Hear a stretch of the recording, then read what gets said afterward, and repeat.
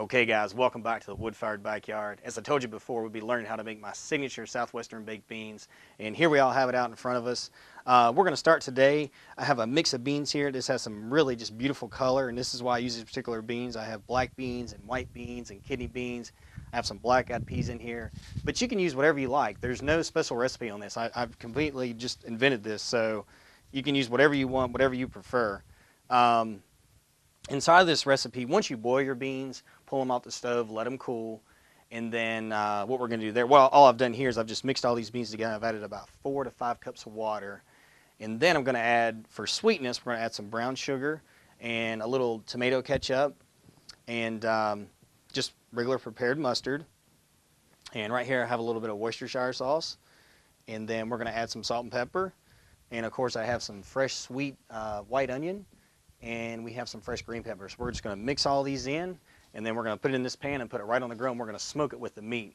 So by the time those ribs are falling off the bone, these beans are just going to be awesome. You're going to love them.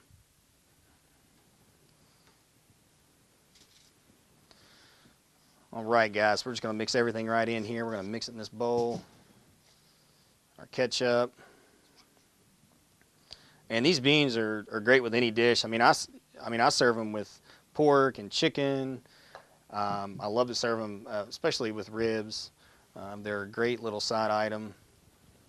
And when you have my homemade tortilla chips over there, it's a great little, they're great scoopers for these beans. So I think you guys really like them. Add in our mustard. I think this is looking pretty good. Everyone that knows me, they know I love to talk about my food, and I talk to the food as I'm cooking, and they all make fun of me because of that. Really just my wife, because she's usually the only other one in the kitchen, but I won't give her too hard of a time today. And we're going to add this salt and pepper. And we're also going to add just a pinch of, this is actually about a teaspoon actually, of garlic salt and cayenne pepper. It's going to add a little extra flavor to it. Give it a little bit of spice. I'm just going to mix this up here as best we can, and then we're going to pour it in that pan and transfer it to the smoker. I think we've got some nice smoke coming off the grill now. You know, those ribs are going to be smelling nice here as soon as we start smelling that rub.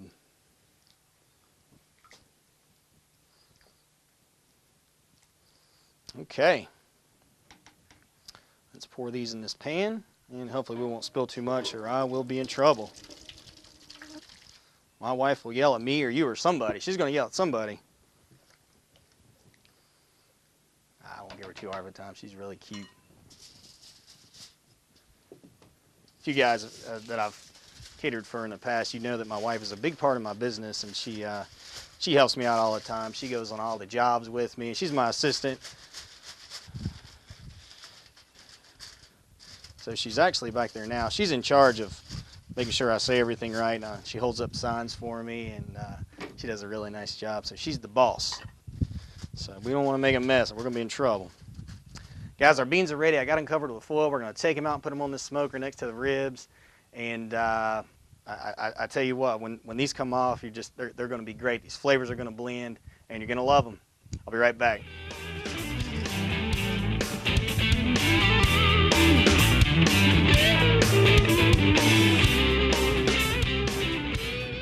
Okay guys, welcome back to the grill. Here we're getting ready to put on our Southwestern baked beans. We're going to put this on in the back here. See, we have this nice smoke pouring out. This meat's just going to pick up all that great hickory flavor. This is just really going to taste great. As you can see, we're already starting to get a little bit of browning on top here and around the edges, and we're just going to let that continue to cook. We're not going to flip it yet. We're going to let that go for a little while longer before we even touch it. Let's get these beans put on, and we're going to put those right in the back here next to where this smoke is feeding in the chamber, so it picks up all that good hickory flavor. And while this is cooking, I'm going to show you guys how to make our signature pineapple mango salsa.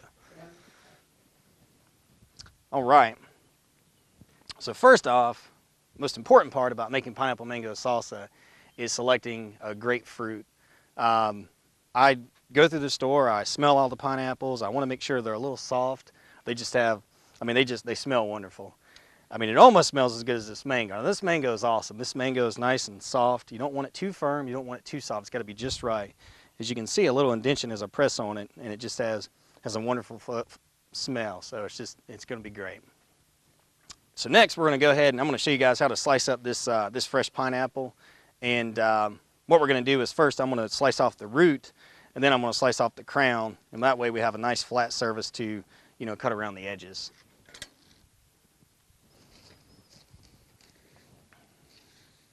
And let's cut our crown off here. Then we're just going to slice right down the sides. We're going to try not to cut off too much of our fruit. Oh, it's smelling good.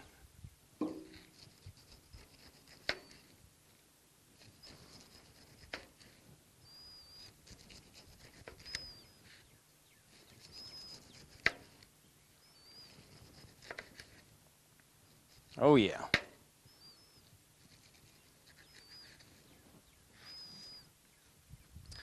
So now, cut a little more of the skin off here.